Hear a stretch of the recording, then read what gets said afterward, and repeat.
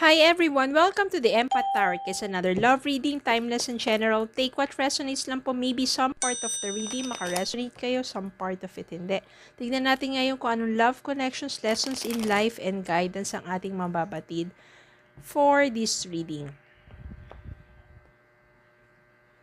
Ano kayang mga mensahe ang nais ipabatid sa atin ng ating spirit guide? Spirit guide, send me messages. Ano love connections ito, lessons in life and guidance ang nais yung ipabatid sa amin, mga aral at gabay sa buhay, pag-ibig. Yan. 8 of Wands, Lovers, Moon, 3 of Cups, King of Cups, Queen of Wands, King of Wands, 2 of Cups. Gaganda ng mga energies dito. Parang so much passion, love, and joy. Maliban na lang dito sa Moon. Moon kasi dito, ibig sabihin, something hidden. Something na hindi pa nare-reveal sa'yo. Ng tadhana. Maybe. Para sigurong single ka ngayon or sa mga panahon na ikaw ay nalulumbay at naghahanap ng someone sa buhay mo, suddenly you will have etong communication na to, 8 of Wands. Maybe you will have connection from someone's somewhere. Yung somewhere na yun, pwedeng online, diba? Or, pwede rin naman, nandito kasi si 3 of Cups. Yayain ka ng kaibigan mo to come, join a party, or basta merong invitation na darating sa'yo na sa una, tinanggihan mo, pero siguro mapilit yung kaibigan mo at napa-oo ka na rin, napasama ka na rin doon, hindi mo alam na doon mo pala mamimit yung someone. Hindi lang actually isa eh. Because Queen of Wands dito, you are so attractive. Ikaw kasi siguro yung someone na nadyan ka lang palagi. Yung homebody or mahiyain. Pero napaka-attractive mo sa ibang tao. Kaya siguro dito, yung moon, hindi pa ma-reveal ang beauty mo, yung kagandahan mo sa outside world because you are so, yung nagtatago ka sa sarili mong shell. Sobrang mahihain mo pero hindi mo alam, nagniningning yung ganda mo at you are so attractive to others. Kaya naman siguro pinagbigyan mo yung kaibigan mo, sumama doon sa isang salo-salo, isang party or isang event. Basta yung invitation na yun na sa una ay tinanggihan mo pero eventually, pinuntahan mo rin, you are so attractive at meron kang taong nakapukaw ng iyong pansin. At yung magkakaroon kayo ng communication siguro, para lubos na kayo magkakilala, ganyan.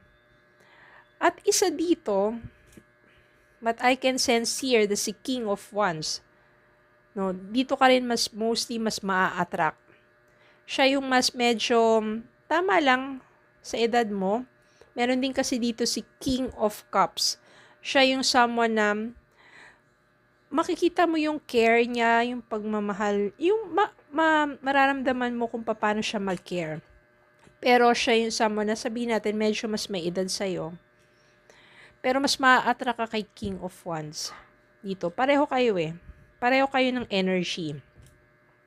Siya maaari yung magiging soulmate mo. Lovers. At talagang, ito yung bibigay ng isa, ito yung magiging daan para sa isang relationship na kung saan you have both the same yung energy of love, of joy. Kaya siguro magpapasalamat ka doon sa friend mo kasi Di ba parang siya pa yung naging daan na kung saan nakilala mo tong taong to. Sa una talaga na ano ka pa eh. Di ba masyado ka sigurong ano eh, mahiyain. Ayan o, Three of Pentacles, yung bottom of the deck. Yan. Tapos may lumabas ditong Tower. Alam ko na. Three of Pentacles dito, magiging maganda yung parang teamwork ninyo ng taong ito. Seeking of Wands. Although, eto naman, okay rin naman siya, pero siguro, dito ka mas maa-attract. Mas magiging maganda kasi parang teamwork ninyo. At kaya siguro, kaya ka nagtatago dun sa shell mo, or masyado kang parang mysterious ang dating. Kasi minsan ka nang nasaktan. Baka nag-iingat ka lang, or baka hindi ka pa totally, hindi ka pa totally open dun sa concept na meeting someone. Dahil masyado ka nasaktan. Galing ka sa isang napakasakit na relasyon. Maari kasing nagmahal ka minsan, sobra-sobra ka nagmahal, pero nasaktan ka at iniwan ka ng taong yun. Diba? Pero, ayan, the Empress, etong bagong person na to na makikilala mo, andyan, muli mong ipaparamdam kung paano ka mag-care, kung paano ka magmahal. Kasi ganun yung personality mo eh. Siguro doon sa yung sa ex mo, sa nakaraan, ganun, sobra ka makaalaga, diba? Pero nasaktan ka, maaring niloko ka, iniwan ka. Kaya sobra ka naging heartbroken, maaring yun din yung naging dahilan kung bakit sa umpisa, hindi ka pa, parang natatakot ka to meet other person. But eventually, nandito naman, pinapakita dito that this person is your soulmate. That this person is the one who will take care for you. Who will take care of you. That this person is the one na pareho kayong ma-attract sa isa't isa.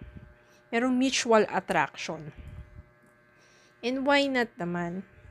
Maybe this is the time and this is the sign of the universe na open your hearts. Ayan o, magnetic connection. There is very strong pull and intensity that draws you to this person.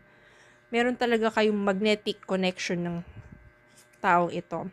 Express your love. It is important to let people know that you love them. You have nothing to lose. You have nothing to lose. Huwag mo nang pakaisipin pa yung tao ng iwan o ng loko na nakit sa'yo. Okay? You just express your love and be open to love. And there is a magnetic connection between the two of you.